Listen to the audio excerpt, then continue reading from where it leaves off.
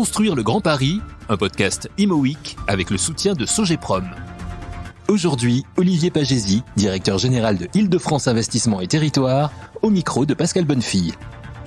Olivier Pagési, bonjour. Bonjour. Vous êtes le directeur général d'Île-de-France Investissement et Territoire et nous sommes heureux de vous recevoir pour cette série Construire le Grand Paris puisque vous êtes aujourd'hui un des acteurs de cette construction. Avant de commencer par parler de cette belle structure Île-de-France Investissement et Territoire, on pourrait peut-être dire quelques mots de vous, si vous en êtes d'accord. Oui, bien sûr. Commençons par le commencement. Enfin, le commencement, c'était en 1968. Je crois que je ne fais pas de choses un petit peu indélicates. Vous êtes diplômé de l'Institut d'études politiques de Paris. Vous avez été élève de l'École nationale d'administration, puis inspecteur des finances, et puis vous avez travaillé dans plusieurs cabinets ministériels. Est-ce qu'on peut dire un mot de cette expérience dans les cabinets ministériels ? C'est une expérience qu'on n'oublie pas. Alors c'est souvent une expérience assez courte, mais assez intense. Et j'ai eu le privilège et aussi le grand plaisir de diriger le cabinet de Valérie Pécresse entre 2009 et l'été 2011, pendant 2 ans et demi. Valérie Pécresse était ministre de l'Enseignement supérieur et de la Recherche. Alors, à l'époque, on s'occupait pas beaucoup d'immobilier, mais on a aidé les universités à être autonomes et dans certains cas, on leur a permis d'être propriétaires de leur immobilier. Donc, ça a été une réforme importante parmi d'autres. Il y a une dizaine d'années. Aujourd'hui, on en voit les fruits quand on se promène du côté de la N118 et du côté de Saclay, qu'on voit toutes ces grues.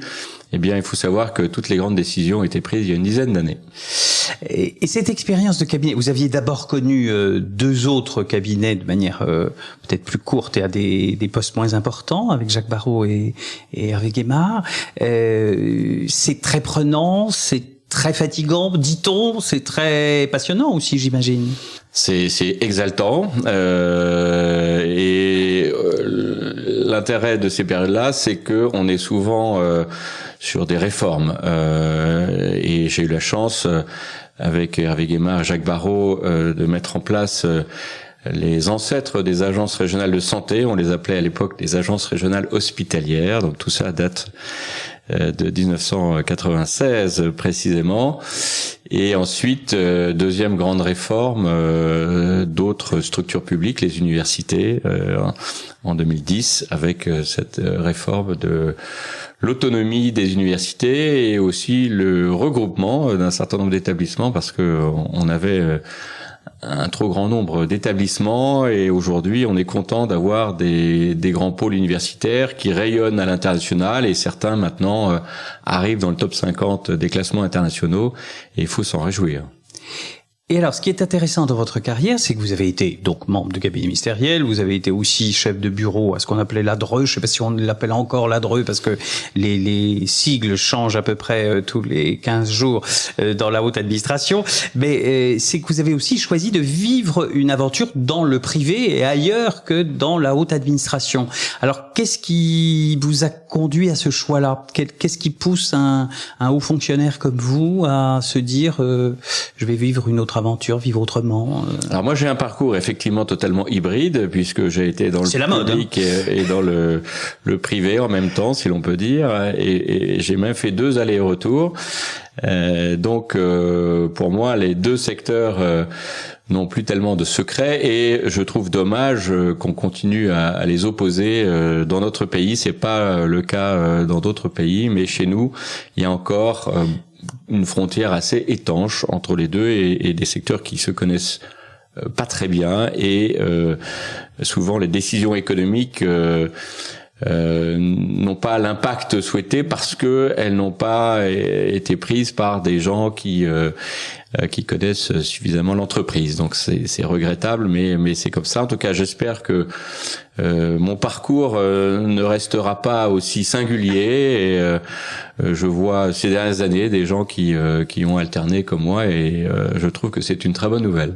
Alors cette politique de l'alternance, comme on dit d'ailleurs à la Comédie Française aussi, comment on la vit? C'est-à-dire, parce qu'on a l'impression, comme vous le disiez, que c'est un peu inouï, alors que ça devrait être au fond assez simple, parce que les mondes sont différents, bien sûr, mais enfin, il y a quand même de la prise de décision, il y a des choses qui sont quand même communes, j'imagine, dans les décisions, dans le monde du privé et dans le monde du public.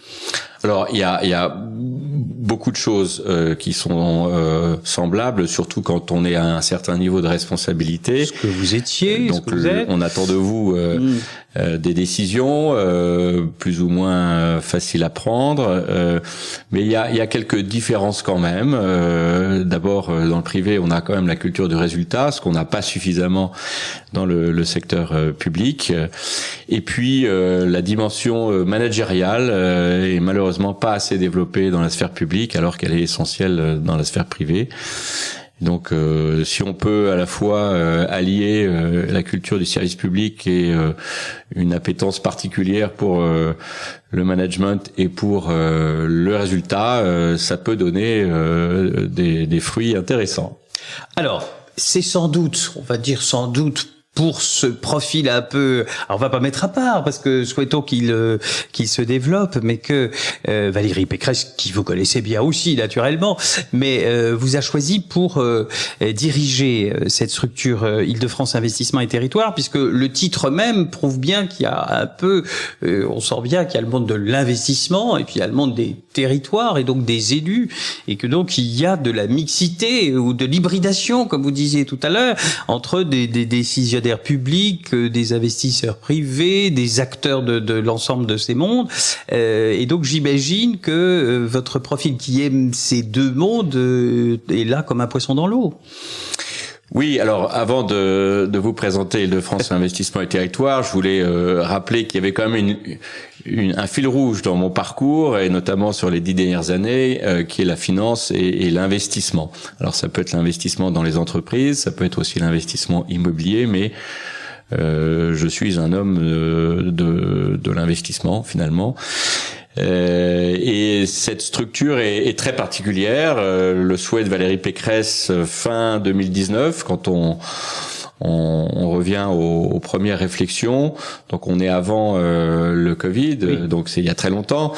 Il y a deux constats qui sont faits. Le premier, c'est que il y a encore beaucoup d'inégalités territoriales dans cette grande région d'Île-de-France, avec des territoires en difficulté et d'autres territoires qui se portent bien, mais aujourd'hui les moyens publics sont assez mal répartis, et en tout cas le marché immobilier avait tendance à se retirer d'un certain nombre de territoires en moyenne et en grande couronne, surtout sur des actifs immobiliers un peu spécifiques.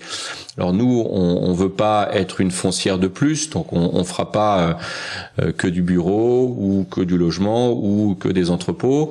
On a une vocation qui est différente, et notre souhait, c'est d'aller là où le marché ne va pas ou ne va plus, et sur des actifs immobiliers un peu hybrides, qui sont des actifs d'activité. Donc nous, on ne fait pas de logement, mais on va aller plutôt sur des locaux d'activité, sur des locaux industriels, et pas sur des bureaux, parce que c'est surtout pas le moment d'aller dans des bureaux. Alors deuxième constat qui est fait il y a 2 ans par la région, c'est que la région a un outil principal qui est la subvention.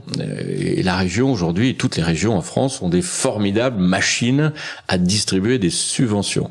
Le problème des subventions, c'est que quand vous donnez une subvention à une entreprise, c'est one shot, c'est pour une fois, et vous avez beaucoup de mal à vérifier que l'argent que vous avez donné a été bien utilisé. Alors que quand on est sur des outils comme l'investissement, que ce soit l'investissement au capital des entreprises ou l'investissement dans l'immobilier des entreprises, vous êtes sûr que votre participation aura des résultats, et en tout cas vous serez toujours là pour voir les résultats que vous aurez.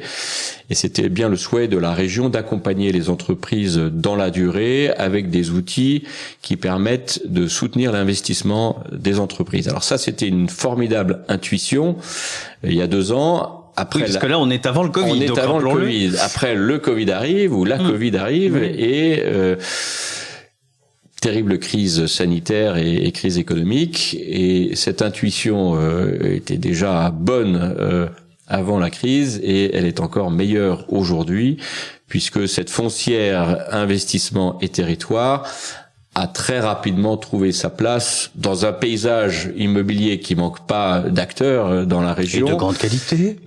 Et de grande qualité, absolument. Mais il y avait de la place pour un nouvel acteur, un peu différent des autres, qui apporte de l'investissement et des capacités d'investissement pour aider les entreprises, mais qui peut apporter aussi des idées et qui peut permettre d'aligner des intérêts là où des promoteurs n'arrivent pas à sortir les projets, là où des foncières privées n'ont pas forcément la capacité de prendre la totalité d'un projet, et là aussi où des acteurs de l'investissement public n'ont pas forcément les moyens de faire l'opération tout seul. Construire le Grand Paris, un podcast Imo Week avec le soutien de Sogeprom. Donc c'est de l'investissement, et on sort de l'idée de la subvention, on n'est pas du tout là-dessus, on est sur de l'investissement dans des projets. Et donc quels sont ceux qui aujourd'hui retiennent particulièrement votre attention, si on parle d'aujourd'hui en ce mois de juin 2021? Alors, comme je l'ai dit, le timing de la création de cette foncière était excellent, et aujourd'hui, on n'a pas trop de difficultés à trouver des projets même le contraire, qui ont du sens. Oui. Et c'est effectivement le contraire. On doit dire non dans un certain nombre de cas parce que nos moyens sont quand même limités. Et est-ce qu'on peut en dire un mot des moyens? On peut faire l'opération autrement aussi. C'est pas parce qu'on ne fait pas l'opération que on ne donne pas un conseil ou qu'on ne propose pas une solution alternative. Alors les moyens, oui, bien sûr, on peut en parler. C'est une dizaine de millions d'euros de fonds propres, mais c'est la magie de l'investissement immobilier. Avec 10 millions d'euros de fonds propres, vous pouvez faire beaucoup d'investissements immobiliers. Aujourd'hui, avec 10 millions de fonds propres, on peut faire une centaine de millions d'euros de valeur d'actifs, de valeur d'opérations immobilières, parce que nous rajoutons à ces fonds propres des co-investissements publics ou privés. C'est tout le secret de notre agilité finalement. Et en plus des co-investisseurs, nous rajoutons la dette, l'effet de levier de la dette, et grâce à la qualité de nos actionnaires, nous avons accès à des financements bancaires sans trop de difficultés. Rappelons-les, les actionnaires qui sont effectivement du beau monde, si j'ose dire. Il y a du beau monde autour de la table, et je suis très reconnaissant à la région d'avoir constitué un tour de table que beaucoup d'entreprises aimeraient bien avoir. Donc 3 acteurs publics de premier rang, la région Île-de-France qui a un peu plus de la moitié du capital, la Caisse des dépôts qui est un acteur très puissant qu'on ne présente plus et qui surtout dans la période actuelle met à notre disposition des moyens très importants, et le 3e actionnaire public important qui est moins riche que la Caisse des dépôts, mais qui joue un rôle dans la vie économique très important, c'est la Chambre de commerce et d'industrie Paris-Île-de-France. Donc 3 actionnaires publics, et à côté 2 banques privées, importantes, régionales, mutualistes, la Caisse d'épargne et le Crédit Mutuel. Et donc c'est un tour de table qui permet de faire des belles choses, et aujourd'hui on a accès à beaucoup d'opérations grâce aux actionnaires qui sont là, et ce qui fait que le sourcing, comme on dit, donc la recherche d'opérations, est assez simple. Alors, ce sont des opérations de moyens. Enfin, comment peut-on les qualifier, celles qui aujourd'hui vous motivent le plus? On a vu récemment une opération en Seine-et-Marne qui a fait l'objet de communiqués. Là, on parlait d'un tissu industriel qui a permis d'être. C'était à Nemours, je crois. Oui. Voilà. Alors nous, on veut des opérations qui ont du sens. Et la raison d'être de cette foncière, c'est de permettre à des opérations de sortir, alors que ce serait plus compliqué de faire sans nous. Alors, c'est peut-être très prétentieux de le dire, mais il se trouve que dans la première opération qu'on a faite et dans toutes celles qui vont arriver, mais que je ne peux pas annoncer, il y a à chaque fois une belle histoire, comme on dit. Donc à Nemours, c'est l'histoire d'un retournement d'une entreprise qui était en difficulté, qui est très bien gérée par son dirigeant, mais qui avait une situation immobilière qui l'empêchait de se développer correctement, et nous avons apporté une solution sur l'immobilier qui permet à l'entreprise de repartir. Et aujourd'hui, c'est une entreprise qui est rentable, qui traverse la crise mieux que beaucoup d'entreprises qui n'étaient pas en difficulté avant la crise, et qui est capable d'aller aussi chercher des financements du côté de l'État, du côté de la région. Donc c'est une très belle histoire. C'est une histoire aussi de relocalisation industrielle, et on aime bien ce genre d'histoire, puisque l'entreprise va relocaliser une dizaine d'emplois qui étaient dans une filiale en Roumanie. Donc on a un territoire à Nemours qui a été historiquement un très grand territoire d'industrie, et qui aujourd'hui repart avec des entreprises qui sont dans des secteurs très classique et j'allais dire pas très glamour. Hein. La tôlerie industrielle, c'est pas ce qu'il y a de plus glamour aujourd'hui, mais ce sont des entreprises qui innovent, qui se robotisent, qui investissent et qui créent des emplois. Et on sait bien que l'industrie aujourd'hui, c'est la clé de l'innovation, et c'est aussi la clé pour la création d'emplois. Donc concrètement, aujourd'hui, si je suis, alors qui vient vous voir? Parce que vous dites, on a beaucoup de dossiers. Alors est-ce que c'est un élu local qui vient vous voir en vous disant, écoutez, il y a un dossier important sur ma commune ou dans mon département, ou est-ce que c'est l'industriel en question, ou est-ce que c'est plusieurs personnes en même temps? Comment est-ce que ça se passe concrètement? Alors, il y a beaucoup de voies possibles pour venir jusqu'à vous, en contact. Alors bien sûr, il y a une adresse mail et un téléphone, mais on peut nous approcher par des voies très diverses. Alors, je vais parler de nos actionnaires qui nous apportent beaucoup de dossiers. Et, quand on fait la somme des dossiers, c'est plus de la moitié viennent de nos actionnaires, ce qui est très pratique, parce que ça évite de passer trop de temps à aller chercher les dossiers.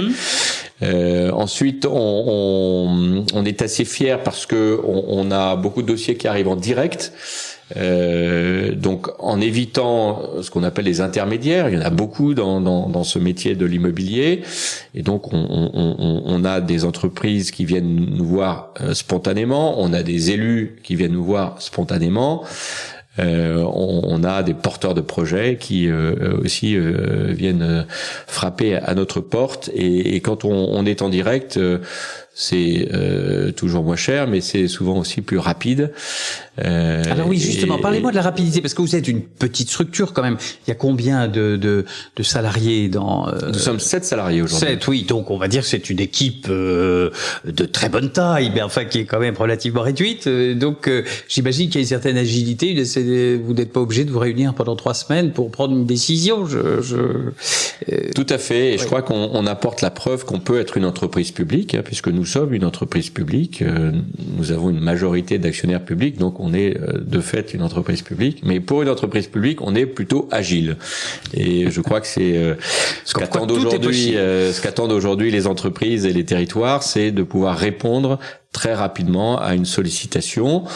On a bien sûr une gouvernance, comme n'importe quelle entreprise, donc on a un comité d'engagement, on a un conseil d'administration, mais on est capable de réunir notre gouvernance très rapidement. Il n'y a qu'une seule collectivité autour de la table, hein, il n'y a que la région, ce qui est rare dans des structures d'économie mixte, et puis les autres actionnaires sont aussi des gens qui sont capables de prendre des décisions rapidement, donc c'est très agréable pour l'équipe, parce que elle peut décider rapidement, et c'est aussi agréable pour ceux qui font appel à nos services, parce que ils savent qu'ils peuvent avoir une réponse rapidement, et que quand on dit non, ce qui peut arriver, on peut apporter des solutions.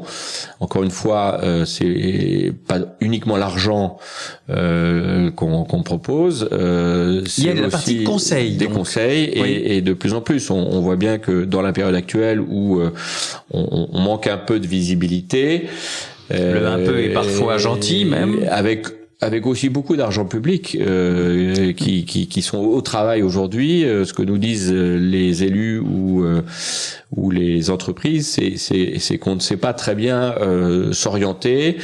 Il y a des besoins aussi pour faire mûrir les projets. C'est un peu ce qu'on appelle l'ingénierie territoriale, et notre équipe, qui est peu nombreuse mais qui est très expérimentée, est capable de prendre un projet très en amont, de le faire mûrir, d'apporter des conseils, et ensuite de le rendre prêt et opérationnel pour ensuite des banques qui vont le regarder, des co-investisseurs qui vont le regarder. Et donc nous, on aime bien des projets difficiles et on les transforme en projets simples. Voilà, c'est un peu la qualité de l'équipe qui est dans cette structure, et on commence à être connu pour notre agilité, ce qui est bien, parce que on fait la différence par rapport à d'autres structures qui sont peut-être plus riches que nous, mais qui sont aussi un peu plus lourdes. Construire le Grand Paris, un podcast Imo Week avec le soutien de Sogeprom. Dans une tribune dans Imo Week, excellente publication dont il faut que je fasse un peu de pub au passage, c'est toujours bon, vous disiez que vous êtes une foncière de l'écosystème du Grand Paris. Donc vous êtes bien dans l'écosystème du Grand Paris, vous intervenez sur l'ensemble du Grand Paris ? Oui, alors on est plus large que le Grand Paris, puisque notre terrain de jeu, c'est l'ensemble de l'Île-de-France. Voilà, donc ça va plus loin que le Grand Paris, mais c'est vrai que pour nous, le Grand Paris est une opportunité. Alors c'est d'abord un très grand projet d'infrastructure, et tout projet d'infrastructure doit avoir un impact sur la croissance de l'économie et sur le développement du territoire. Donc ça, c'est aussi pour ça que cette infrastructure va permettre à la région de retrouver un rythme de croissance qui a toujours été supérieur à la moyenne nationale, et c'est normal pour la région qui est la plus puissante de France. Ensuite, ce Grand Paris, pour nous, c'est un formidable outil pour réduire les inégalités. Je l'ai dit, notre foncière, elle est là pour réduire les inégalités, mais c'est aussi par le transport qu'on va y arriver. Et on est très content que y ait aussi ce réseau de transport qui va permettre de développer ce qu'on appelle les villes moyennes, et on a bien vu que la crise sanitaire avait renforcé le rôle des villes moyennes dans la région. Les villes moyennes sont peut-être les grandes gagnantes de cette crise. On parlait de Nemours tout à l'heure, on est vraiment là-dedans. Voilà, et la Seine-et-Marne en général, à mon avis, est en train de marquer des points grâce ou à cause de la crise sanitaire. En tout cas, cette grande infrastructure a le même objectif que nous, c'est-à-dire contribuer à la réduction des inégalités. Et puis, cette grande infrastructure, elle nous aide aussi parce que elle va permettre de développer des nouveaux usages. On parle beaucoup des tiers-lieux, on parle beaucoup des espaces de coworking. On voit que les quartiers de gare vont devenir des lieux stratégiques, et avec des franciliens qui vont passer sans doute moins de temps dans les transports et qui seront contents de trouver à côté de la gare des espaces qui sont à la fois des espaces de travail, des espaces de repos, des espaces où on peut faire ses courses, avec une mixité d'usages. Et donc nous... Et vous pourriez intervenir sur des sujets comme cela, où il y a déjà beaucoup de monde quand même sur... Alors, vous avez tout à fait raison. Sur les quartiers de gare, des gares qui vont être livrées dans les prochaines années, on pense que le marché doit être capable d'investir et n'a pas besoin de nous. Et on s'en réjouit. Encore une fois, si le marché peut faire le travail tout seul, on le vit très très bien. En revanche, il y a deux types de situations qui peuvent nous intéresser. D'abord, des gares qui vont arriver plus tard, et on sait que le calendrier a un petit peu dérapé, un tout petit peu de retard. Donc il y a des territoires qui ont beaucoup souffert de ces décalages. Donc nous, on va aller en priorité sur ces territoires qui vont bénéficier du Grand Paris Express, mais un peu plus tard que pas prévu. tout de suite, et un peu plus tard que prévu. Et on voit bien que les promoteurs ou les foncières ou les investisseurs privés ne se précipitent pas dans ces quartiers de gare. Et puis deuxième situation qui nous intéresse beaucoup, c'est toutes les gares qui n'auront pas la chance d'être sur le chemin, du réseau du Grand Paris Express. Et on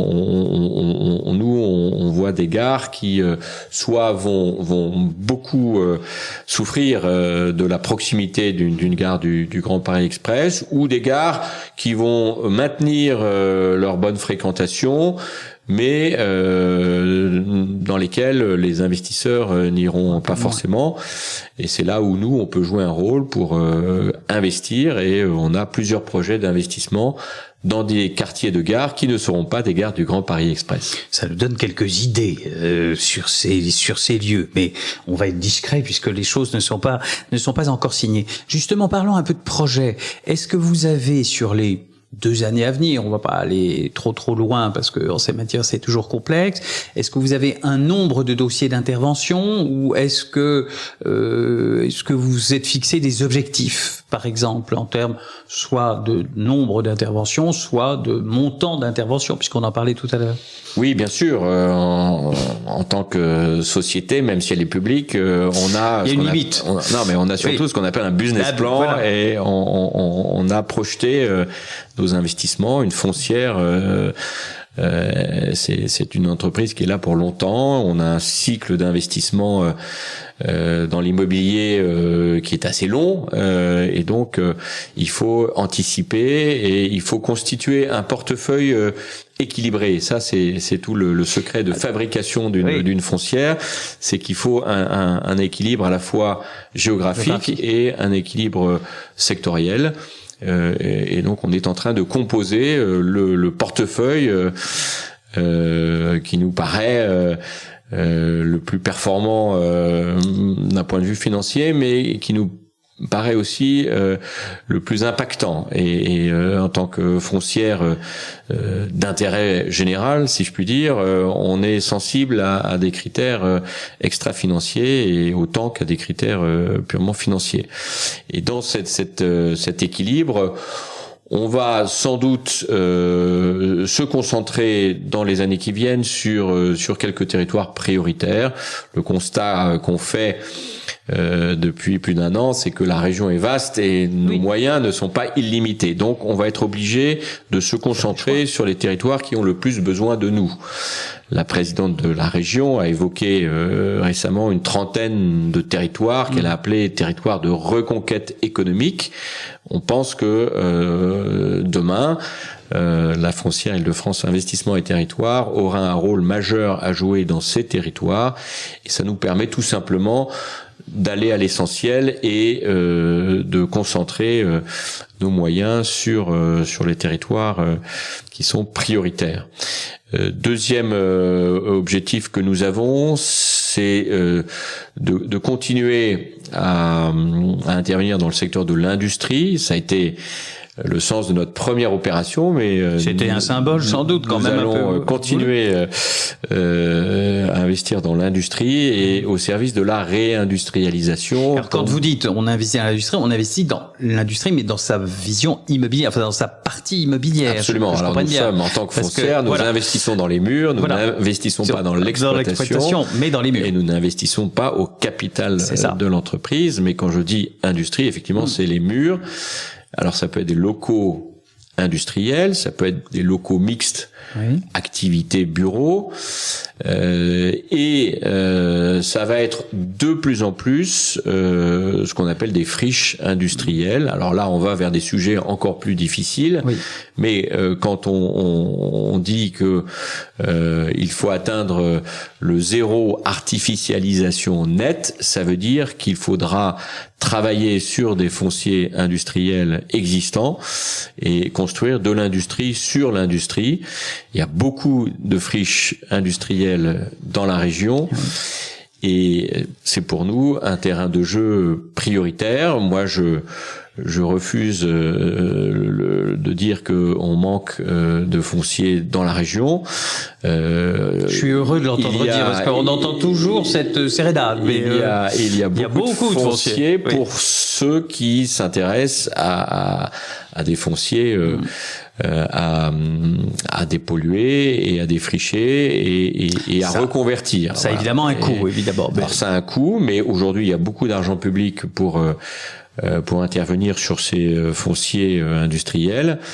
Et il y a aussi beaucoup d'industriels qui sont spécialisés dans la dépollution et qui interviennent de plus en plus sur ces sites. Donc ça n'est pas un grand scoop que je vous donne, mais nous allons intervenir de plus en plus sur des friches industrielles. Et l'aspect développement durable, vous l'avez pas trop signalé jusqu'à présent. Est-ce que c'est dans vos choix un aspect qui compte? Est-ce que c'est essentiel? Est-ce que c'est second? Est-ce que c'est au cœur de vos préoccupations? Non, alors c'est prioritaire pour deux raisons. D'abord parce qu'on est tenu par l'objectif de la région en matière de zéro artificialisation nette. Donc là, on contribue pleinement à la feuille de route environnementale de la région, et le fait de reconvertir des friches, ça permet d'atteindre cet objectif. Ensuite, en tant qu'investisseur, on va être très sensible à différentes choses en matière de développement durable. Ça peut être d'abord l'utilisation de matériaux biosourcés dans les projets de construction que nous avons, et je peux vous dire que notre prochain projet que nous annoncerons sera un projet de construction en bois, avec un immeuble de bureau en bois, ce qui est pas toujours fréquent. Surtout si c'est du bois français. Absolument. Et donc nous faisons attention à ça. Nous faisons également attention au recyclage de nos déchets, et là aussi nous serons exemplaires dans l'opération qu'on va annoncer dans quelques semaines. Et nous faisons aussi attention au label de performance énergétique, surtout quand on construit un nouveau bâtiment. Alors bien sûr, la réglementation s'impose à nous, comme à tous les constructeurs, mais on va essayer d'aller un peu plus loin que la réglementation. Par exemple, aujourd'hui, en matière de réglementation thermique, vous avez une obligation qui s'appelle la RE 2020, qui n'est pas encore en vigueur, mais nous l'appliquons déjà dans tous les projets dans lesquels nous investissons. Construire le Grand Paris, un podcast Imo Week avec le soutien de Sogeprom. Pour conclure, j'aimerais connaître votre avis, votre vision du Grand Paris de demain. Alors c'est un projet dont on a beaucoup parlé, qui a fait couler beaucoup d'encre, parfois négativement. On souligne aujourd'hui des retards, mais il me semble qu'à l'époque d'Haussmann, qui a fait des très grands travaux, on critiquait déjà énormément. C'est d'ailleurs une spécialité hexagonale.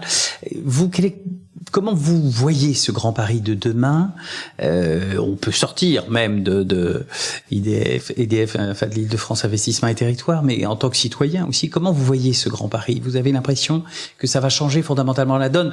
Tant que le Grand Paris Express n'est pas fait, on a l'impression que pour l'instant, ça ne change pas grand-chose. Qu'est-ce qui va changer pour vous? Je pense que c'est un projet qui aujourd'hui ne parle pas encore à suffisamment de franciliens. Donc comment rendre ce projet ou cette idée tangible pour tous les habitants de la région? D'abord, je pense qu'il faut communiquer et dans toutes ses dimensions, et le Grand Paris n'est pas uniquement un projet de transport, c'est un projet de vie et de cadre de vie. Et donc il faut expliquer ce qu'est le Grand Paris demain. Et c'est pas uniquement le Grand Paris des transports, c'est le Grand Paris du logement, c'est le Grand Paris de la culture, c'est le Grand Paris des espaces verts. Bref, c'est un autre cadre de vie et qui doit changer la vie concrètement de tous les Franciliens. Ensuite, je pense que il y a un sujet institutionnel qui n'est pas complètement réglé. Alors, je ne vais pas rentrer c'est une litote dans les détails, mais pourquoi le Grand Paris ne parle pas aujourd'hui à tous les Franciliens? Parce que on sait tous qu'il y a un millefeuille et que ce millefeuille dans la région Île-de-France, il est encore plus important que dans d'autres régions et le Grand Paris de demain doit être un Grand Paris plus simple, plus lisible, avec moins de couches du millefeuille et moins de niveau d'administration. Et j'espère qu'à l'occasion d'un prochain mandat présidentiel, puisqu'il faudra malheureusement attendre le prochain mandat présidentiel, ce sujet de la gouvernance du Grand Paris sera traité. Et puis troisième manière de rendre ce Grand Paris plus tangible, je crois que c'est de mettre en beaucoup plus en valeur ce polycentrisme du Grand Paris. Je parlais des villes moyennes tout à l'heure. Je continue de croire que ce sont les grandes gagnantes de la crise que nous avons traversée, et il faut que ces villes moyennes... Vous pensez vraiment que ça va changer la donne? Parce que c'est vraiment un sujet qu'on se pose chez nous aussi. On est toujours sur ces sujets-là en se disant, mais on nous parle des villes moyennes, mais c'est pas si facile pour les villes moyennes. Vous croyez vraiment qu'il va y avoir une modification entre Paris, qui quand même forcément est un peu le centre de d'abord la capitale de la France, mais la capitale aussi de la région, et ces villes moyennes qui ont quand même vécu les moments difficiles? Je pense qu'on va vers un rééquilibrage. On a parlé beaucoup de métropolisation dans la région Île-de-France, mais aussi dans d'autres régions. Et on voit qu'aujourd'hui, il y a un certain rééquilibrage entre les territoires métropolitains et les territoires ruraux. Et moi, je m'en réjouis parce que on ne peut pas parier sur une métropolisation qui n'aurait pas d'effet d'entraînement sur le reste des territoires. Et je pense qu'on va vers un rééquilibrage avec le réseau de transport que nous aurons bientôt, avec des foncières comme Île-de-France Investissement et Territoire. Et si j'avais un conseil à donner, c'est aujourd'hui d'investir plutôt en moyenne et en grande couronne. Ben écoutez, c'est sur ce conseil que nous allons conclure. Investissons en grande couronne et vive aussi les villes moyennes et vive le Grand Paris. Merci Olivier Pagési. Merci. Construire le Grand Paris, un podcast Imo Week avec le soutien de Sogeprom.